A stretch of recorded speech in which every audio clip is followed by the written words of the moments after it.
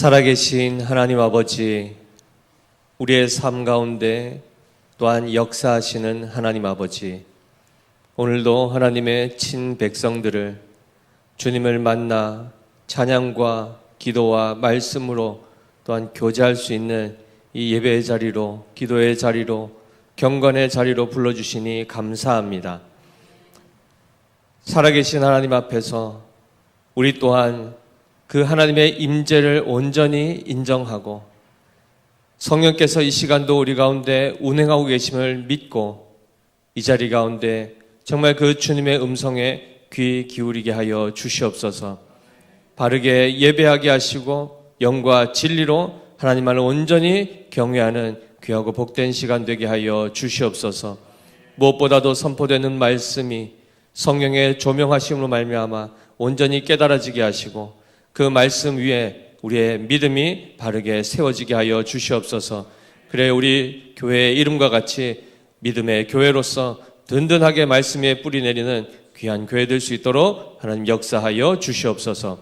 예배 시종을 주님께 온전히 의탁 드리오며 살아계신 우리 구주 예수 그리스도 이름으로 기도드리옵나이다.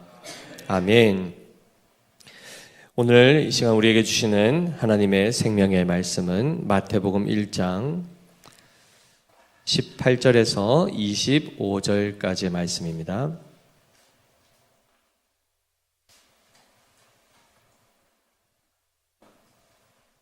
신약성경 1페이지 마태복음 1장 18절에서 25절까지의 말씀, 우리 한 절씩 교독하시고 마지막 절 같이 읽겠습니다.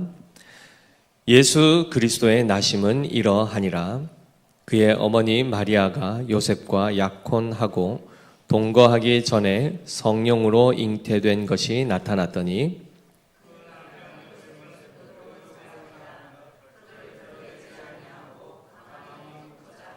이 일을 생각할 때에 주의 사자가 현몽하여 이르되 다윗의 자손 요셉아 내 아내 마리아 데려오기를 무서워하지 말라. 그에게 잉태된 자는 성령으로 된 것이라.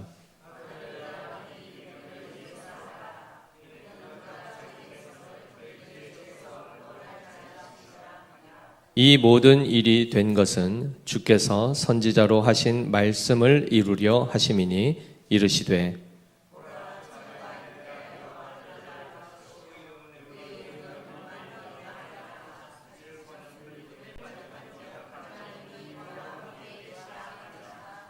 요셉이 잠에서 깨어 일어나 주의 사자의 분부대로 행하여 그의 아내를 데려왔으나 아들을 낳기까지 동침하지 아니하더니 나음의 이름을 예수라 하니라. 아멘. 오늘은 예수 그리스도의 나심에 대해서 우리가 함께 살펴보게 될 것입니다. 지난 시간 이 요한복음 1장 1절에서 17절까지는 아브라함과 다윗의 자손 예수 그리스도의 계보라라고 하여 예수님의 족보를 쭉 살펴보았습니다. 그런데 실질적으로 이 계보 자체는 예수 그리스도의 혈통과는 엄밀하면 무관합니다. 왜냐하면 오늘 말씀에서도 살펴본 것처럼 요셉과 마리아가 자연적 부부 관계를 통해서 실제로 예수 그리스도께서 태어나신 것이 아니기 때문에 엄밀히 얘기하면 이 유다의 피가 전혀 섞여 있지 않은 가계도입니다. 그런데 이것을 왜 언급하였는가? 왜 얘기했죠? 우리가 첫 시간에 이 마태복음 강해를 하면서 제일 중요하게 살펴봤던 것이 바로 아브라함과 다윗이라고 할 때 그 인물 자체가 아니고 그와 하나님께서 맺으신 언약을 우리는 집중적으로 살펴봐야 된다 했습니다. 그래서 하나님께서 아브라함과 세운 언약이 뭡니까? 내가 너로 말미암아 또 더 구체적으로는 내 씨로 말미암아 천하 만민이 복을 얻게 하리라 하여 자손에 대한 것을 말씀하셨고, 또한 이 땅을 내가 너와 내 후손에게 주리라 하여 땅에 대한 이야기를 하셨죠. 결국 하나님의 백성, 그리고 하나님의 백성이 거할 곳, 이것이 곧 하나님 나라에 대한 언약이었다 말씀드렸고, 그것이 실제로 왕정 시대가 되었을 때 다윗 왕을 통하여, 즉 사울 왕이 아닌, 사람이 보기에 좋았던 왕이 아닌 하나님의 마음에 합한 바로 그 다윗을 통하여 하나님이 하나님의 영원히 흔들리지 아니할 왕국을 세울 것을 말씀하십니다. 동일한 하나님의 그 계획이 아브라함과의 언약을 통해서 체결되고 다윗과 갱신되며 그것이 실제로 역사 가운데 이루어지는 바로 그 현장이 마태복음 1장인 것입니다. 그럴 때에 14대, 14대, 14대 이렇게 세 구간을 나누어서 14라는 숫자를 계속 반복적으로 얘기한 것은 무엇 때문이었죠? 다윗의 이름, 그 이름의 그 숫자, 게마트리아 법이라 했죠. 그 원리에 따라서 그 14라는 숫자를 들을 때마다 다윗, 다윗, 다윗. 다윗 하면 특별히 6절에 보면 이새는 다윗 왕을 낳으니라 라고 분명히 왕이라는 이 표현을 씁니다. 다른 때는 어떻게 하죠? 아브라함이 이삭을 낳고 이삭은 야곱을 낳고 쭉 그냥 이름만 얘기하지만 다윗에 대해서는 어떻게 하죠? 다윗 왕을 낳으니라. 따라서 이 다윗 언약 그리고 14대를 생각했을 때 다윗 하면은 그의 후손 바로 왕위를 이어받을 자입니다. 그의 마지막 이 대수 총 14대, 14대, 14대에서 이 회복의 역사를 일으키시는 이 마지막 대가 되었을 때 그 마지막 주인공이 누굽니까? 예수 그리스도이시다라고 이렇게 말씀을 하죠. 자, 이 전반적인 이 내용을 가지고 그 다음에 구체적으로 그러면 그분이 어떻게 이 땅 가운데 오셨는가를 오늘 이제 본문을 통해서 살펴보게 될 것입니다. 18절 보시면 예수 그리스도의 나심은 이러하니라 라고 하여 그의 출생에 대한 부분을 언급하고 있는데요. 자, 먼저 저를 잠깐 보십시오. 예수라는 이 이름은 언제 붙여집니까?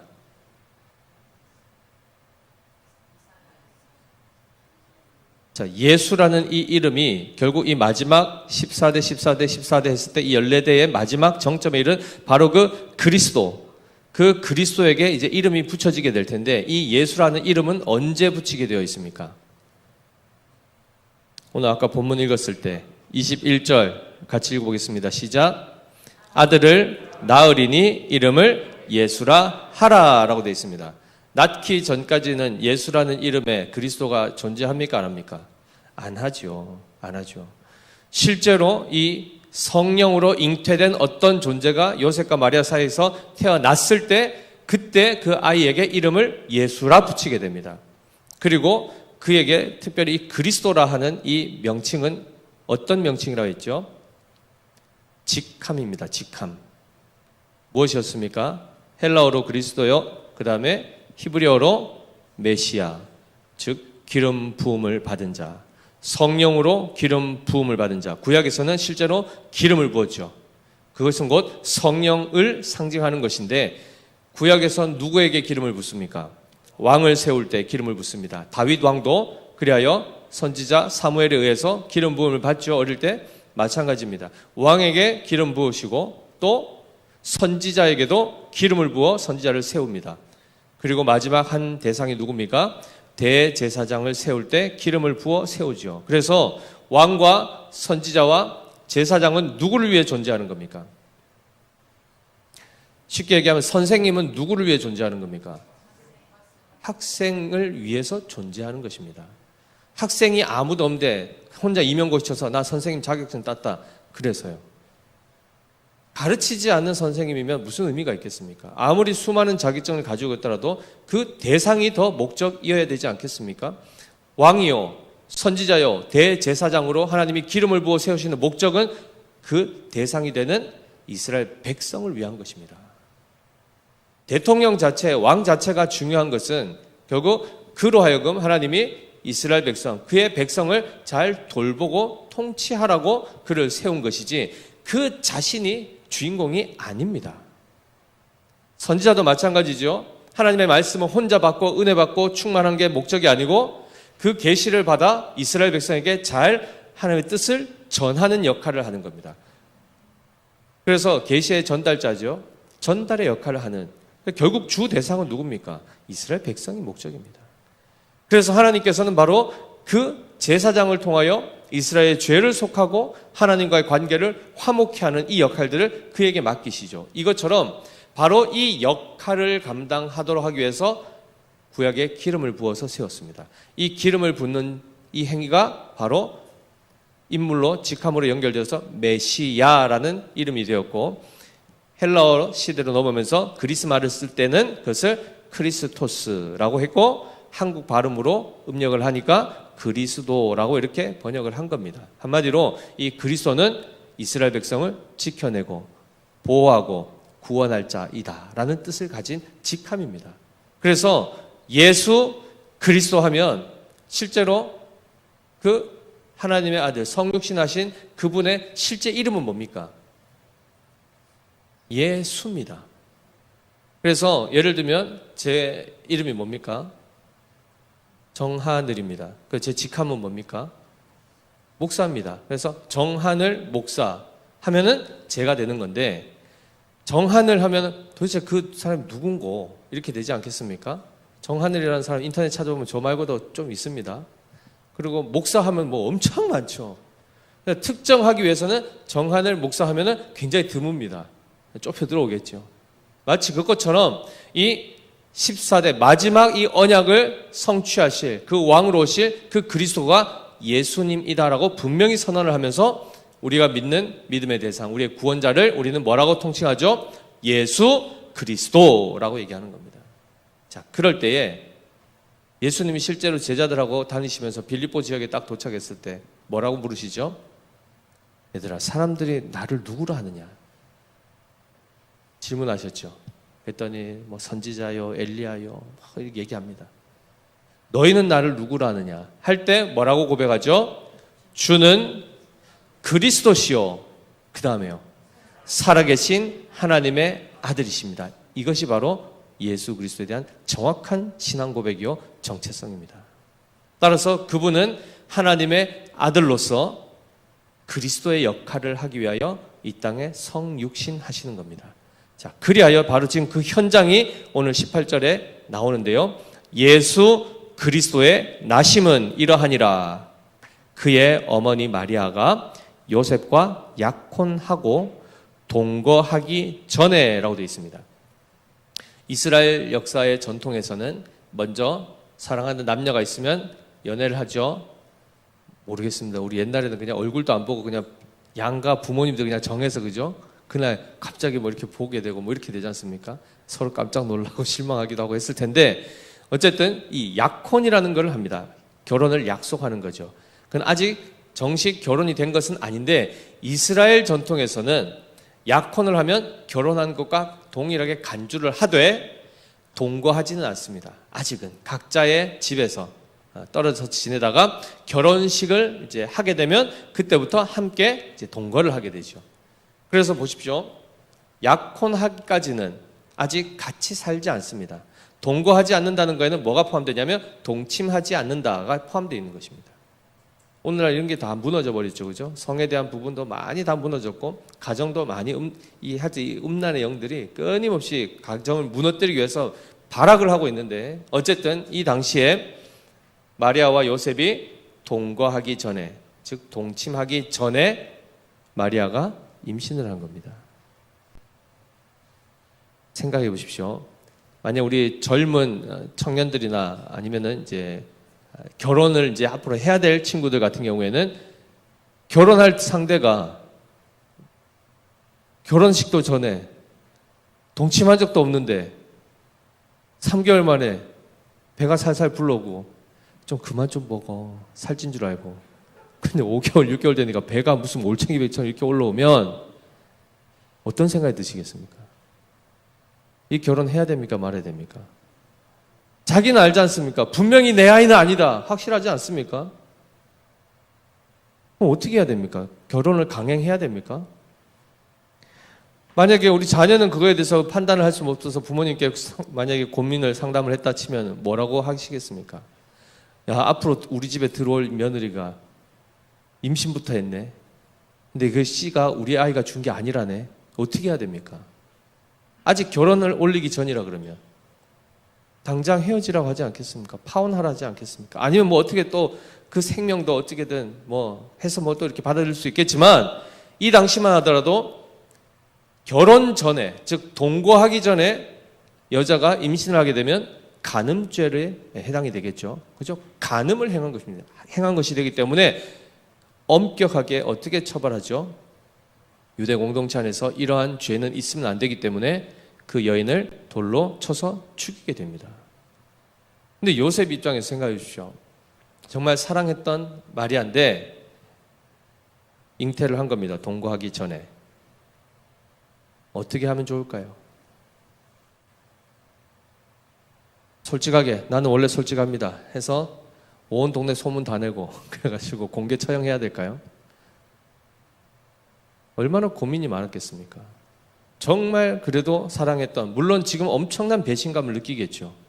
그죠? 자기가 동거하지도 않았는데 아이를 잉태했다 했을 때 얼마나 충격을 받겠습니까? 그런 상심한 마음 가운데서 어쨌든 그래도 그 여인에 대한 최대한의 배려를 어떻게 형태로 하죠? 오늘 보니까 19절 같이 읽어보겠습니다. 시작. 그의 남편 요셉은 의로운 사람이라 그를 드러내지 아니하고 가만히 끊고자 하여라고 되어 있습니다. 한마디로 공개적으로 들추지 아니하고 그냥 조용히 헤어지려고 했던 겁니다. 엄청난 배려지요.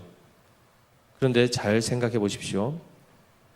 20절에 이 일을 생각할 때라고 시작을 하는데 요셉이 지금 마리아의 이 임신 상황을 딱 알고 나서 가만히 끊고자 하여 이렇게 생각을 하는 이 모든 과정에서 보면 요셉은 신중한 사람입니까? 경솔한 사람입니까? 신중한 사람입니다. 요셉은 매정한 사람입니까? 따뜻한 사람입니까? 네. 그런데 잘 보십시오. 여기서 만약에 이렇게 해서 가만히 끊어버림으로 부부관계가 성립이 안 된다고 생각하면 앞에 1장 1절부터 17절까지의 이 하나님의 이 계보, 약속의 계보가 이루어집니까? 안 이루어집니까? 안 이루어지죠. 14대요, 그 다음에 13대로 끝나버리겠죠. 그러면 그리스도가 유다의 혈통에서 나올 수 있습니까? 없습니다. 다윗의 혈통에서 나올 수 있습니까? 없습니다. 그러면 결국 그를 유대인들은 메시아라 인정할 수 있을까요? 없을까요? 없지요. 요셉의 가장 신중하고 고민스러운 가운데 그래도 배려하고 모든 것들을 다 동원해서 자기 나름대로 판단한 그 판단의 결과가 어떻게 되죠? 하나님의 언약이 이루어지지 못하도록 방해하는 걸림돌이 될 수 있는 겁니다. 이 부분을 분명히 우리는 인식하셔야 됩니다. 요셉은 의로운 사람이다 라고 이렇게 표현했는데요. 의로운 사람의 행위가 지금 자칫 어떻게 될 수 있는 겁니까? 지금 그리스도가 바로 이 계보에서 이탈하게 만드는 결정적인 판단을 하게 되는, 그리고 그러한 선택을 하게 되는 기로에 있는 것입니다. 자칫 여기서 요셉이 생각한 대로 20절에 이 일을 생각하고 그대로 실행하였더라 하면은 이제 우리는 끝나는 겁니다. 이 뒤에 이거 없습니다. 2장부터의 모든 역사들, 2장까지도 안 가죠. 21절부터의 모든 것들은 다 사라지게 될 것입니다. 그런데 놀랍게도 인간의 가장 신중한 판단과 가장 배려 있는 그 생각을 통하여 이 일을 추진하려고 할 그때에 어떤 일이 발생합니까? 20절 말씀 같이 읽습니다. 시작. 이 일을 생각할 때에 주의 사자가 현몽하여 이르되 다윗의 자손 요셉아 내 아내 마리아 데려오기를 무서워하지 말라. 이유는요, 그에게 잉태된 자는 성령으로 된 것이라. 즉 성령으로 된 것이기 때문에 문제가 되지 않는다. 그는 간음한 것이 아니다. 그에게 나타날 자가 바로, 그로부터 태어날 자가 바로 너희를 구원할 약속의 메시아다라고 주의 사자가 현몽하여 꿈 가운데, 환상 가운데 그에게 나타나는 겁니다. 놀랍지 않습니까? 인류의 역사를 보면 끊임없이 인간은 자기의 생각에 옳은 대로, 자기 소견에 옳아 보이는 대로, 좋아 보이는 대로 모든 것들을 판단하고 행동해 나가지만 그대로 그냥 그들의 모든 결정에 내어 맡기면 이 지구는 그냥 끝나는 겁니다. 우리의 인생도 마찬가지죠. 우리 원하는 대로, 우리 뜻대로 한번 살아보십시오. 그 결과가 어떻게 됩니까? 지금까지 살아온 역사를 한번 보십시오. 관계를 잘 하십니까? 아니면 뭐 그렇다고 정말 다 부자가 되어 있습니까? 뭐 하나 제대로 이렇게 보란듯이 내놓을 만한 뭐가 있습니까? 우리는 우리 자신 하나도 스스로 컨트롤하기가 어렵습니다. 올해부터는 이렇게 해봐야지. 굳은 의지를 가지고 거의 혈서를 쓰다시피 하면 된다, 할 수 있을 줄 믿습니다 하면서 했다가 3일 지나면 또 잊어먹죠. 해내지도 못하고, 이 올해는 내가 꼭 말을 좀 따뜻하게 해야지 했다가도 누가 갑자기 이제 그 마음 가지고 이제 차 타고 이제 운전해 가는데 갑자기 확 끼어들면 저런 이게 막 나오지 않습니까? 우리는 아무리 우리가 의로워 보이고 좋아 보여도, 그리고 나의 판단이 어떻게든 모든 것들을 다 고려해서 아주 신중하게 이거보다 더 좋은 방법은 없다까지 했을지라도 그것이 하나님의 뜻과는 무관한 게 될 수 있다는 것을 이 말씀을 통해서 분명히 깨달으셔야 됩니다. 참으로 감사한 것이 바로 사람의 생각대로 행하는 이 모든 것 가운데 그들에게 모든 인생을 맡기지 않으시는 하나님, 특별한 역사를 통해서라도 그들에게 개입하셔서 하나님의 역사를 계속해서 이어가시는 하나님, 이것 때문에 우리가 소망 가운데 사는 것입니다. 너무 감사한 것은 성령으로 지금 이 예수 그리스도가 마리아의 몸에 잉태되었다라고 이야기하고 계시는데, 이 부분이 왜 중요할까요? 이 부분이 왜 중요할까요? 성령으로 잉태된 것과, 이건 어찌 보면 특별한 방법으로 잉태된 것이죠. 그렇죠? 그러면 이것과 반대되는 다른 개념은 뭘까요? 특별하다에 반대되는 개념.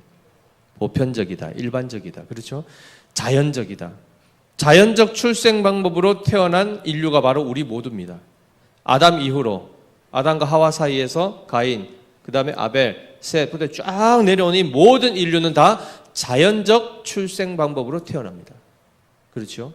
그런데 유일하게 온 인류 가운데, 모든 사람 가운데, 앞으로 있을 사람들 포함하여 유일하게 자연적 출생이 아닌 특별한 방법으로 태어난 존재가 누구죠?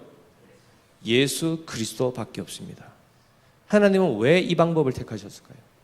왜 그냥 요셉의 씨를 가지고 마리아와 사이에서 태어나게 하지 아니하시고 그와 관계없이, 남자 없이 여자 홀로 몸으로 아이를 낳을 수 있는 이 방법, 왜 이렇게 하셨을까요? 왜 이렇게 하셨죠? 자연적 출생법으로 태어난 모든 자는 어떠한 상태로 태어납니까? 그렇죠. 바로 그 부분입니다. 그래서 실제로 이제 로마서에도 잘 나와 있는데요. 5장 12절 14절 말씀 보면, 그러므로 한 사람으로 말미암아 죄가 세상에 들어오고, 이 한 사람 누굽니까? 아담이죠. 모든 인류의 조상, 첫사람 아담입니다. 한 사람으로 말미암아 죄가 세상에 들어오고 죄로 말미암아 사망이 들어왔나니, 이와 같이 모든 사람이 죄를 지었으므로 사망이 모든 사람에게 이르렀느니라 라고 되어 있습니다. 14절, 그러나 아담으로부터 모세까지 아담의 범죄와 같은 죄를 짓지 아니한 자들까지도 사망이 왕노릇하였나니, 아담은 오실 자의 모형이라. 즉 대표성의 원리를 이야기하고 있는데요. 아담이 어떤 범죄를 저질렀습니까? 선악을 알게 하는 나무 열매를 따먹지 마라 했습니다. 자, 이 선악과라고 보통 줄여서 얘기도 하는데요. 이 어떤 과일이죠? 사과입니까? 복숭아입니까? 드시고 싶은 거 얘기하지 마시고요. 무슨 과일인지 모릅니다. 그렇죠? 선악을 알게 하는 나무의 열매라고만 되어 있습니다. 그런 게 지금 이 세상에 또 있습니까? 없지 않습니까? 그 존재 실체를 확인할 수 없습니다. 근데 사과다 했다, 그래서 사과 먹다가 씨가 넘어가 걸려가지고 목에 이렇게 남자는 이런 게 생겼다, 희한한 얘기가 다 나오는데 성경적 근거 없습니다. 자, 중요한 거는 아담이 이 선악을 알게 한 나무 열매를 먹었다는 것이 뭘 의미할까요? 누가 그러시더라고요. 하나님도 참 째째하다. 몇 개 먹었는데 하나에 한 개씩, 한 개 가지고 아마 나눠 먹었을 텐데 그 한 개 먹었다고 그걸 또 죄를 졌다고 그렇게 심판하고 너무 째째한 거 아니냐. 한 몇 박스 먹다가 이렇게 하면은 뭐 이런 얘기도 하더라고요. 그 부분이 아니죠. 하나님의 말씀을 어긴 겁니다. 그런데 이 불순종이라는 이것은 언제 왜 발생하죠? 불순종이 어떻게 해서 발생합니까? 불신앙에서부터 나옵니다. 상대가 어떤 것을 요구했고 말을 했을 때 그것을 따르지 않는 것은 그의 말을 신뢰하지 못할 때 그렇겠죠. 그래서 불순종에 앞서 먼저 뭐가 문제가 되냐면 불신앙이 생기는 겁니다. 그럼 이 불신앙이 어떻게 해서 생겼습니까? 하나님에 대한 왜곡으로부터 생기죠. 그걸 누가 부추겼습니까? 사탄이 부추깁니다. 따라서 이 모든 과정들을 보시면 이 아담이 그 범죄로 말미암아 그가 타락하게 되고 하나님의 생명에서부터 끊어지게 되죠. 이것이 바로 관계의 단절이요 영적인 죽음입니다. 자, 그런 이후에 그 범죄한 이후에 누가 태어납니까? 가인이 태어나는 겁니다. 그들이 선악을 알게 한 나무 열매 따먹기 전에 자녀가 태어나지 않았죠. 범죄한 이후에 태어납니다. 그래서 아담부터 해서 모든 인류는 자연적 출생으로 태어난 모든 자들은 죄 가운데 태어납니다. 이 죄라 함은 태어나면서부터 막 째려보고 태어난 이런 개념이 아니죠. 윤리도덕적인 차원이 아니고 하나님과의 관계가 철저하게 단절되어 있는 상태로 태어난다는 것입니다.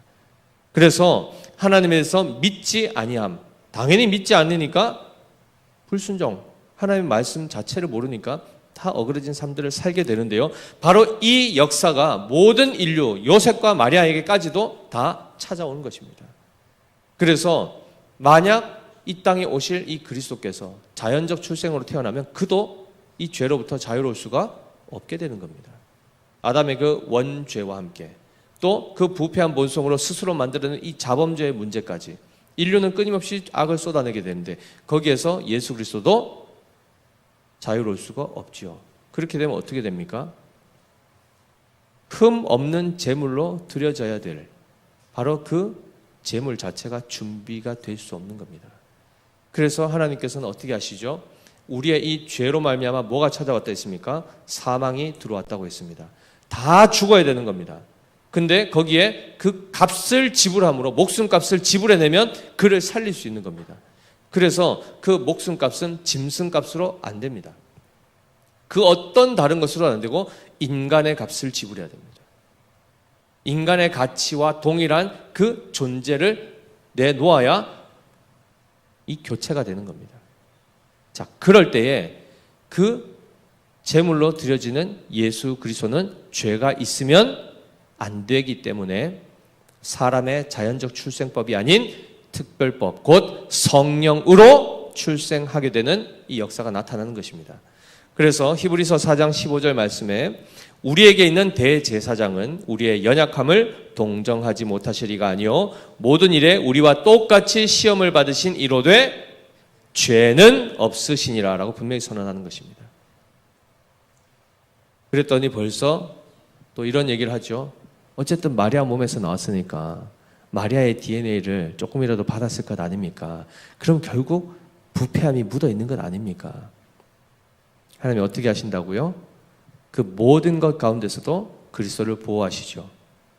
그래서 출생께 죄 없이 출생하도록 하시는 방법을 한마디로 뭐라고요? 성령으로 잉태케 하셨다라고 하는 것입니다.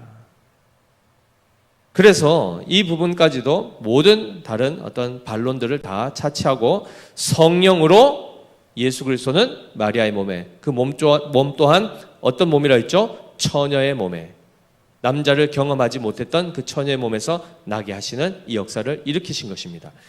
자, 이러자 벌써 믿지 않은 사람들은 그게 어떻게 가능하냐? 말이 안 되지 않냐? 말이 안 되죠. 어디서는요? 우리의 이성체계 안에서는 말이 안 되는 것이지만 하나님의 영역 안에서는 아무것도 아닌 일입니다. 그건 너무 자연스러운 일입니다. 쉬운 일입니다. 이해되십니까? 천지를 창조하는 것, 지금도 어떻게 하면 저기 토성이나 화성이나 목성 이런데 우리나라처럼 이 지구처럼 비슷한 환경을 만들어서 어떻게 우리 사람들이 이주해서 살아갈 수 있을까? 이미 지구라는 것은 많이 오염되었는데 그럼 이제 거기도 공기가 있어야 되겠죠. 물이 있어야 되겠죠. 우리와 같은 이런 환경이 되어야 되는데 우주복을 입지도 않고 거기서 그렇게 생활할 수 있는 이런 프로젝트 지금 엄청 연구하고 있습니다. 과학자들이. 그런데 제일 중요한 게 뭐냐면 그 안에 산소가 있으려 해도 그것이 갇혀 있으려면 이게 자전을 해야 돼요. 그래서 중력에 의해서 그 모든 것들이 딱 갇혀 있어야 되는데 밖으로 안 빠져나가고 안 도는 겁니다. 행성들이. 살만한 행성들이 돌지를 않죠. 자전 안 하죠. 그러면 이걸 어떻게 하면 돌릴 수 있을까? 핵폭탄을 계속 쏘면은 충격해서 이제 돌기 시작하면 계속 돌 것이다. 별의별 생각을 지금 다 하는데 생각해 주십시오. 지금 있는 거를 돌리는 것도 어려워가지고 거기서 사는 것 자체도 어렵지만 하나님은 어떻게 하시죠? 있으라 하면 있어집니다. 우리 창세기 보셨지 않습니까? 하나님의 지혜와 하나님의 능력은 없는 것도 있게 하십니다. 근데 우리가 얼마나 똑똑하고 얼마나 잘났다고. 우리는 거기에 이를 수가 없죠. 하나님의 지혜와 방법으로 예수 그리스도께서 흠 없이 죄 없이 이 땅 가운데 오시는 것입니다. 그럴 때에 그가 오신 목적을 정확하게 21절에 말씀하고 있습니다. 우리 같이 읽어보겠습니다. 시작. 아들을 낳으리니 이름을 예수라 하라. 이는 그가 자기 백성을 그들의 죄에서 구원할 자이심이라 하니라입니다. 예수라는 이 이름 그리스 말입니다. 헬라어로 예수스라는 단어인데 히브리어로는 뭐라고 할까요? 여호슈아라는 이 단어에서부터 나옵니다. 여호슈아. 그래서 호세아라는 이름, 여호수아라는 이름 다 같은 말입니다. 결국 그게 뭘 말하죠? 그 뜻이 뭡니까? 여호수아의 뜻이 여호와께서 구원하신다라는 뜻입니다. 그리고 그 이름을 헬라어로 하면은 예수스. 우리나라 말로 번역하니까 예수 이렇게 얘기하는 겁니다. 자, 예수라는 이름 자체가 뭐라고요? 하나님이 구원하신다는 것입니다. 그럼 이 구원의 실체가 뭡니까? 뭘 한다는 얘기인가? 이 구원이라는 단어가 무슨 의미인가 하면 자기 백성을 그들의 죄에서 구원하신다. 죄로부터 꺼내신다는 얘기입니다. 예수님이 오신 목적이 뭐라고요? 죄로부터 구원하기 위해서. 우리를 죄 가운데 있는 우리를 거기서부터 자유케 하기 위해서 오신다는 겁니다. 그런데 그 앞에 딱 대상이 누구라고 되어 있습니까? 자기 백성입니다. 자기 백성. 따라서 온 인류 모든 아담 이후로 태어난 모든 인류가 다 구원받는 것이 아닌 것입니다. 하나님께서 택하신 그 예정된 택자들만 하나님이 구원하십니다. 이걸 가지고 하나님 속 좁네. 그냥 어차피 할 것 좀 통 크게 다 하시지. 뭐 또 누구는 해주고 누구는 안 해주고 야 치사하다 차별하나 뭐 온 얘기를 다 하죠. 근데 하나님이 정하신 것입니다.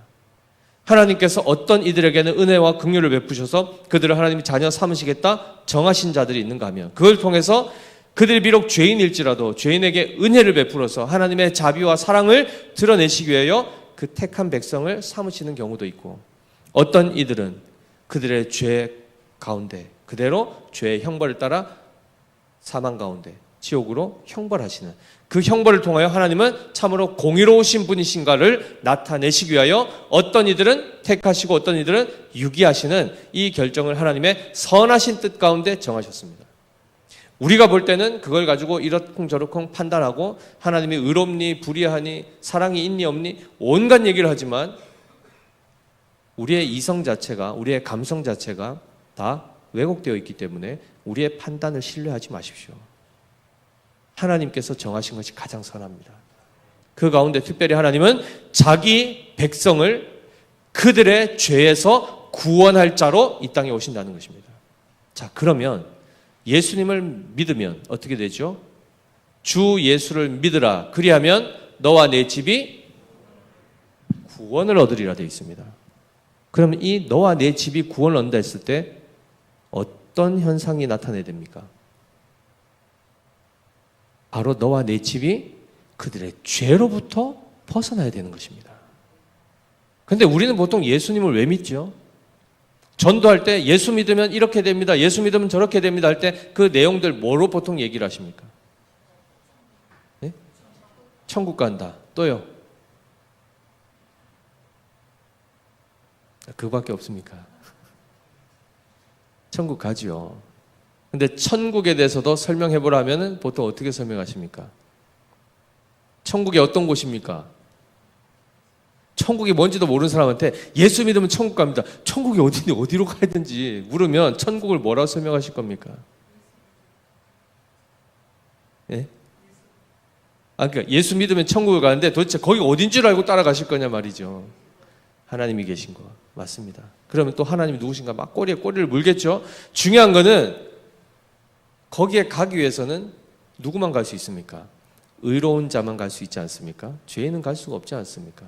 결국 예수를 믿으면 그들의 죄로부터 자유로울 수 있다는 것을 먼저 이야기해야 되고, 그렇죠? 죄의 문제가 해결되어서 죄가 없는 자를 뭐라고 합니까? 의인이라고 하는 것입니다. 의인이 가는 곳이 어디입니까? 하나님 나라입니다. 그런데 이러한 차원이 아닌 다른 차원에서 예수 믿으면 병 낫고 예수 믿으면 모든 게 다 잘 되고 이런 차원으로 접근을 하는 것 자체가 예수님 오신 목적과 일치합니까? 안 합니까? 하지 않는다는 것입니다. 따라서 자칫하면 예수 이름 부르며 기복주의로 빠질 수 있습니다. 이거를 교회는 끊임없이 경계하셔야 됩니다. 주님이 오신 목적은 분명히 예수로서 그리스도로서 그들의 죄로부터 구원하기 위하여 건져내고 자유케 하기 위해서, 그래야 더 나아가서는 적극적으로는 의롭게 하기 위해서 주님이 오셨는데 거기에 우리는 관심은 없고 예수님한테 달라는 거는 꼭 이상한 것만 달라고 하죠. 그래서 계속해서 우리는 하나님 앞에 섭섭한 겁니다. 달라는데 안 주시니까. 그렇죠? 주님이 우리에게 주시고자 하는 건 더 따로 있는데 그건 구하지도 않고 맨날 딴 거 구하니까 이 손발이 안 맞지 않습니까? 분명히 기억하십시오.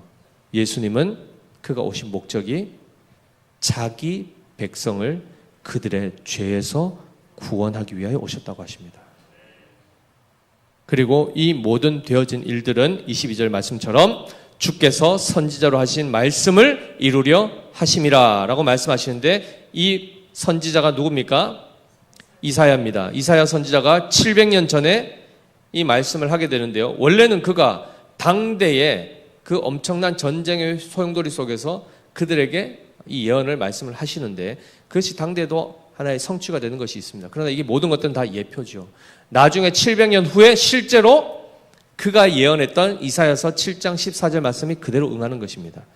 그럼 우리가 거슬러 올라가서 7장 14절 뭐라고 되어 있는지 한번 봐야 되겠죠. 이사야서 7장 14절 말씀 같이 읽습니다. 시작. 그러므로 주께서 친히 징조를 너희에게 주실 것이라. 보라, 처녀가 잉태하여 아들을 낳을 것이요 그의 이름을 임마누엘이라 하리라 라고 되어 있습니다. 700년 전에 이 말씀이 지금 그대로 어디서 이루어집니까? 700년 후 예수 그리스도의 나심 안에 그대로 성취됩니다. 어떻게요? 보라, 처녀가 잉태하여 아들을 낳을 것이요. 지금 이 처녀가 누가 됐습니까? 마리아죠. 지금 700년 후에는 마리아에게 그대로 적용되죠. 아들을 낳습니까? 딸을 낳습니까? 아들을 낳습니다. 그대로 이루어지죠. 그리고 그 아이의 이름을 뭐라고 하라 했죠? 임마누엘이라 하리라. 히브리 말입니다. 하나님이 우리와 함께 계시다라는 뜻입니다. 함께 거하신다라는 뜻입니다. 죄로 인해서 처음으로 나타난 형벌이 뭡니까? 하나님과의 분리입니다. 하나님이 우리와 함께 하지 않으신 겁니다. 그 부분이 지금 회복되는 것이죠. 처녀가 잉태하여 아들을 낳을 것이요 그의 이름을 임마누엘이라고 하게 되는데, 이를 번역한즉 하나님이 우리와 함께 계시다. 한마디로 예수님의 또 다른 이름이 뭐죠? 임마누엘이라는 것입니다. 하나님이 그로 말미암아 이제 다시 우리와 함께 계시겠다라는 이 일이 바로 예수 그리스도로 말미암아 이루어지는 것입니다. 첫 번째 그가 오신 목적이 뭐였습니까? 죄의 문제를 해결하기 위하여서 죄로부터 우리를 건져내신 다음에 그 다음에요, 광야에서 무슨 들망아지처럼 막 혼자 뛰어다니라고 이렇게 천둥번개 순경이라고 보통 하던데 그렇게 다니라고 우리를 꺼내신 겁니까? 아니죠. 죄로부터 건져내어 그 다음에 하나님 안에 거하게 하시는 겁니다. 바로 이 사역을 누가 감당하시죠? 예수 그리스도께서, 예수께서 그리스도의 역할을 통하여 이 일이 이루어지게 하신다는 것입니다. 따라서 우리는 예수님을 믿으면 두 가지를 기억하셔야 됩니다. 죄로부터의 자유함, 죄로부터 벗어남과 하나님과의 함께함이 하나님께서 우리에게 베푸시는 구원의 핵심입니다. 구원의 본질이 거기 있습니다. 따라서 여전히 우리 안에 죄가 반복되고 있으면 그것은 곧 뭘 의미하는 걸까요? 내가 지금 그리스도로부터 벗어났다는 것을 기억하셔야 됩니다.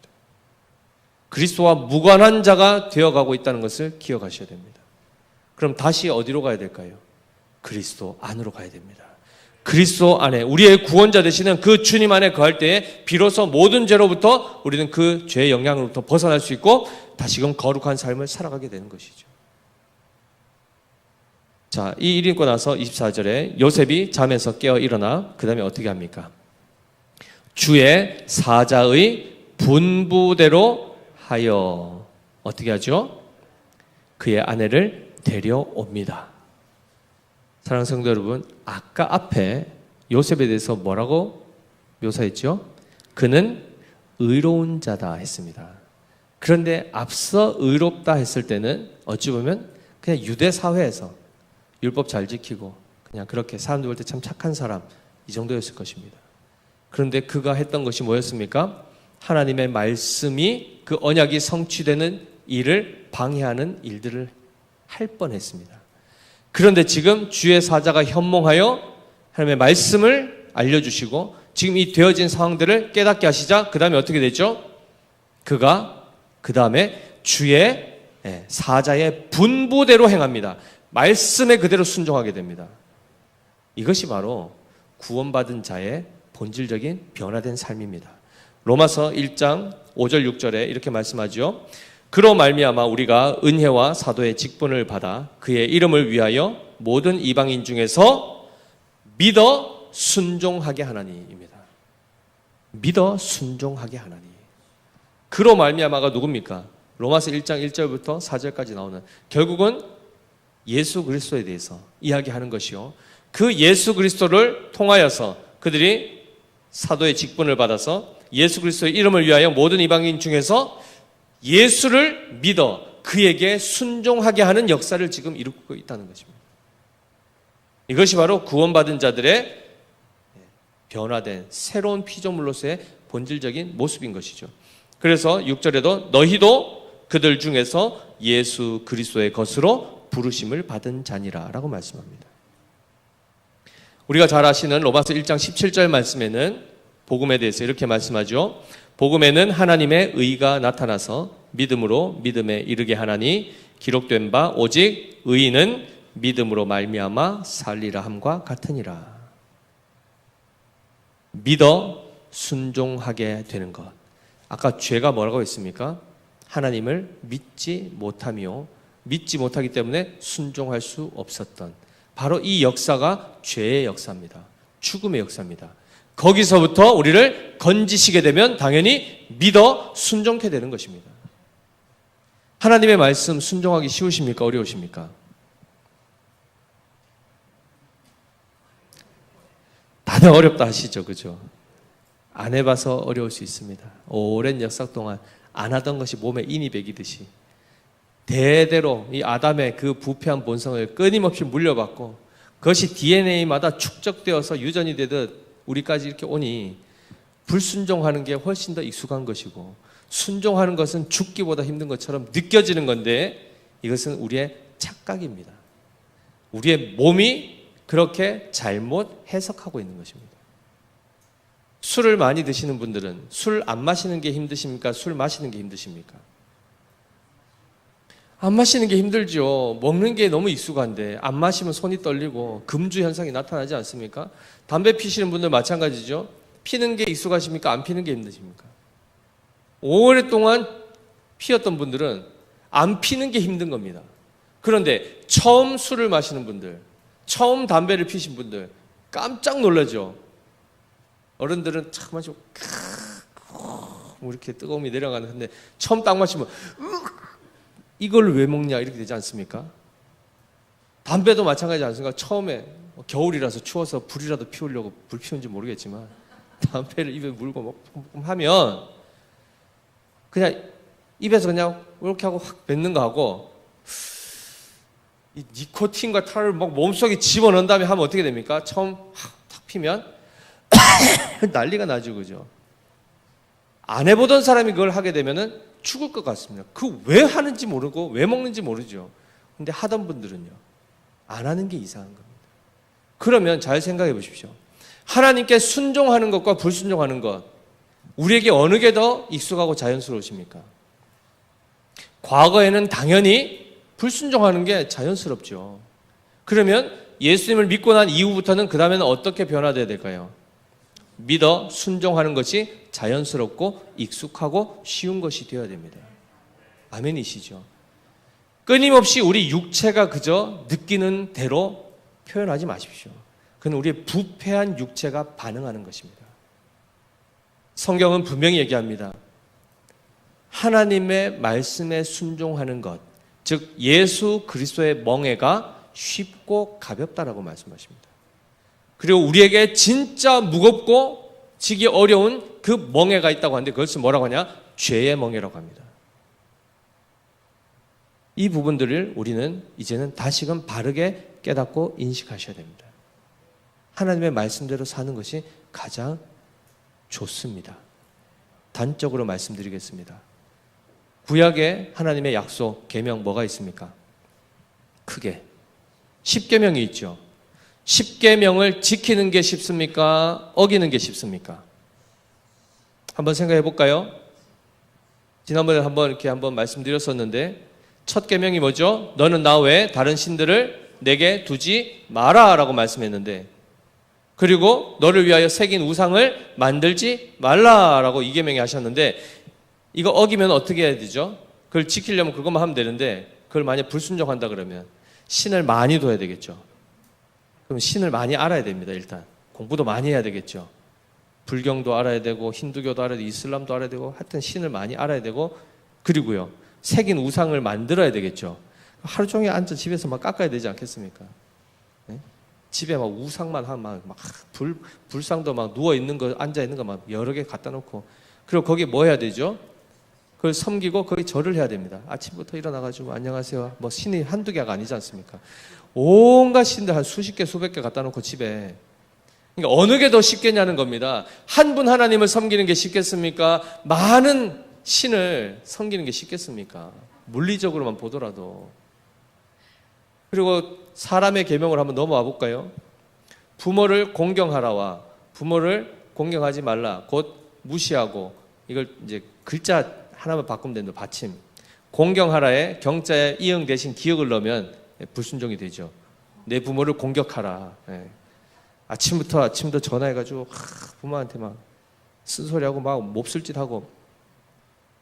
자, 이 부분만 보더라도 순종이 낫습니까? 불순종이 쉽습니까? 그 다음이 더 가관입니다. 제 6계명이 뭐죠? 살인하지 말라 했는데 반대로 하면 어떻게 해야 됩니까? 살인해야 됩니다. 자, 오늘 몇 사람씩 할당량 해가지고 한 3사람씩 다 죽이고 와라 하면 쉬우십니까?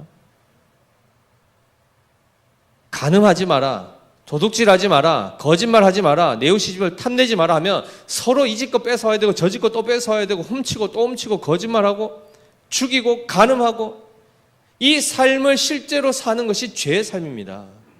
그런데 그 죄의 삶이 쉽습니까? 우리는 익숙해 왔었죠. 근데 이제는 우리에게는 그것은 쉬운 일이 되어서는 안 될 뿐만 아니라 그 계명을 그대로, 세상의 계명을, 애굽의 그 저주스러운 죄의 그 계명을 그대로 뒤집어서 하나님이 하나님의 법을 주셨단 말이죠. 우리를 살게 하는 것이요, 우리를 복되게 하시는 바로 그 의의 계명을 주셨는데, 그것을 지키는 것을 우리가 꺼려하고 어렵다고 얘기하는 것 자체가 굉장히 오해라는 것입니다. 반대로 하는 것이 더 어려운 것입니다. 이해되십니까? 따라서 하나님의 말씀에 순종하는 것이 훨씬 더 쉬운 것이라는 분명한 인식을 가지시고, 바로 이 부분을 위해서 어떻게 하셨다고요? 예수께서 오셨고 우리에게 새로운 분별력과 새로운 인식과 새로운 감각을 회복시켜 주셨다는 겁니다. 그것이 바로 새로운 피조물이 되었다는 선언인 것입니다. 그럴 때에 이 요셉과 같이 처음에는 그냥 사람들이 볼 때 의롭다, 참 착하다, 그 수준을 넘어서죠. 진정한 의인이 됩니다. 어떻게요? 믿어 순종하게 됩니다. 주의 사자의 분부대로 그대로 행합니다. 그리고 나서 어떻게 되죠? 25절, 아들을 낳기까지 어떻게 합니까? 동침하지 않습니다. 그리고 나음의 이름을 예수라 합니다. 하나님 말씀 그대로 순종하는, 그래야 진정한 구원에 이르게 되는 것이요, 진정한 의인이 된 것이 바로 이미 이 샘플만 보더라도 요셉부터 벌써 여기 적용되지 않습니까? 이 짧은 본문 안에도 바로 그 믿지 못하고 불순종했던, 자기 소견에 오른 대로 살던 사람이 하나님의 만나주심 때문에 그가 어떻게 변화된지가 정확하게 나와 있습니다. 사랑하는 성도 여러분, 예수님이 오신 목적은 분명합니다. 명확합니다. 이 부분을 붙들지 않으면 우리는 교회당을 왔다 갔다 하면서도 믿음이라는 것이 자라지 아니하고 순종의 모습을 열매로 결실할 수 없게 되는 것입니다. 그러면서 뭐라 그러죠? 내가 이렇게 열심히 했는데, 내가 이렇게 꾸준하게 했는데 도대체 하나님 나한테 뭘 해주셨는가? 이런 이상한 얘기를 하게 되는 것입니다. 미용실 가가지고 생선 달라 하면 줍니까? 안 주죠. 기차 타러 가가지고 비행기 티켓 주면은 태워줍니까? 주소를 잘못 찾은 거죠. 번지수를 잘못 찾은 겁니다. 예배당, 교회에 나와서 뭘 도대체 원하려고, 뭘 받으시려고 교회 오셨습니까? 우리는 예수 그리스도를 믿음으로 말미암아 죄로부터 구원함을 받게 되고 하나님을 믿어 순종하는 그 자리로 우리는 나오기 위해서, 하나님이 그걸 위해서 우리를 부르셨다는 사실을 기억하시면 우리 가운데 하나님의 은혜를 받지 않은 사람이 아무도 없습니다. 날마다 부어지는 풍성한 은혜 가운데 우리가 지금 살아가고 있습니다. 더 감사한 게 뭐라고 했죠? 우리는 끊임없이 우리 소견대로 하여 하나님의 뜻대로 살지 않으려고 할 때마다 하나님이 어떻게 하십니까? 개입하십니다. 우리 뜻대로 그냥 살도록 놔두지 않으시고, 참 하나님 참 오묘하신데요, 우리 뜻을 살 꺾으시죠. 우리 뜻대로 안 되게 하십니다. 짜증나죠. 그런데 나중 되면 깨닫습니다. 이게 복된 삶이구나. 내 자존심이 무너지는 것이 복이구나. 내가 붙들고 있는 것, 예수님 아닌 다른 것들을 하나하나 놓게 하시는 것이 복이구나. 이걸 알게 됩니다. 그래서 우리의 소망이 주께 있다는 것입니다. 구원을 시작하신 분이 누구십니까? 예수님이시고 완성하신 분이 누구시죠? 예수님이십니다. 지금 예수님이 언제 오시죠? 보니까 2000년 전에 오셨다는 겁니다. 우리가 있기도 전에 이미 이 모든 것들을 예비하시고 성령을 통하여 바로 이 그리스도를 믿게 하시는 이 역사를 지금 우리 안에 일으키시고 새로운 피조물이 되게 하셔서 하나님의 말씀에 그 말씀이 달고 오묘한 말씀으로 들리게 하시고 그대로 순종할 수 있는 새로운 존재가 되게 하시는 이 역사를 지금도 이루고 계시다는 것입니다. 이 주님이 바로 우리 하나님께서 우리를 사랑하여 선물로 주신 예수 그리스도이십니다. 오늘도 우리가 하나님의 말씀이 이루어지는 삶, 우리의 뜻이 아닌 하나님의 말씀이 그대로 성취되는 삶에 우리가 지금 붙들려 있습니다. 그 사실을 기억하시고 마태복음의 이 1장의 시작에서 핵심 주제가 임마누엘입니다. 하나님이 우리와 함께 계신다. 요한복음 1장 14절이 뭐였죠? 말씀이 육신이 되어 우리 가운데 거하심에, 우리 가운데 거하심에, 임마누엘 하심에. 마태복음 이 책 마지막이 뭡니까? 28장 20절. 마태복음 28장 20절. 내가 너희에게 분부한 모든 것을 가르쳐 지키게 하라. 볼지어다 세상 끝날까지 너희와 항상 함께 있으리라 하시니라입니다. 임마누엘로 시작하셔서 임마누엘로 마치게 되는 것이 마태복음의 핵심입니다. 하나님 우리와 함께 계십니까? 안 계십니까? 계시죠. 어디 계십니까? 내 안에. 그럼 제 안에는 안 계신가요? 우리 권사님 안에만 있는 게 아니죠. 어디 계시죠? 하나님은 맞습니다. 만유 가운데 계시되 특별히 우리의 마음 가운데, 그리고 우리가 또한 주님 안에, 그리고 특별히 개인만을 부르신 게 아니라 교회를 부르십니다. 아멘이시죠? 그래서 우리가 정말 예수 그리스도로 말미암아 참된 구원을 풍성히 누리고 믿어 순종하는 교회, 하나님의 말씀 앞에 엎드리며 그 말씀을 생명처럼 여기고 달고 오묘한 말씀으로 받아 순종의 열매를 풍성히 결실해서 하나님 영화롭게 하는 복된 믿음의 교회 되시기를 예수님 이름으로 축복합니다. 아멘. 우리 오늘은 특별히 말씀 생각하시면서 함께 합심기도 잠시 하면 좋겠는데요. 오늘 말씀을 통해서 하나님께서 우리에게 깨닫게 하신 그 내용들 가운데 정말 하나님 앞에 다시금 결단하고 같이 은혜를 구하면 좋겠습니다. 우리 스스로 의로울 수도 없고 정말 예수님을 믿어야 의에 이른다고 했음에도 불구하고 예수님도 잘 안 믿는 것 같고 또 순종하는 부분에 있어서는 어찌도 이렇게 불순종하는 것에 익숙한지 하나님 오늘 이 말씀을 통해 다시금 깨닫게 해주셨는데 실제로 요셉과 같이 정말 하나님의 말씀 앞에 믿어 순종하는 역사가 우리에게 나타나게 하여 주시옵소서. 그래야 정말 예수 그리스도를 바르게 알고 믿고 그리고 그 주님이 베푸신 그 구원을 풍성히 누리며 항상 주님께서 나와 함께 하신다는 이 사실 안에 우리가 든든하게 세워지고 정말 감사하는 삶을 온전히 살아갈 수 있도록 은혜 주시기를 이 시간 합심해서 기도하겠습니다.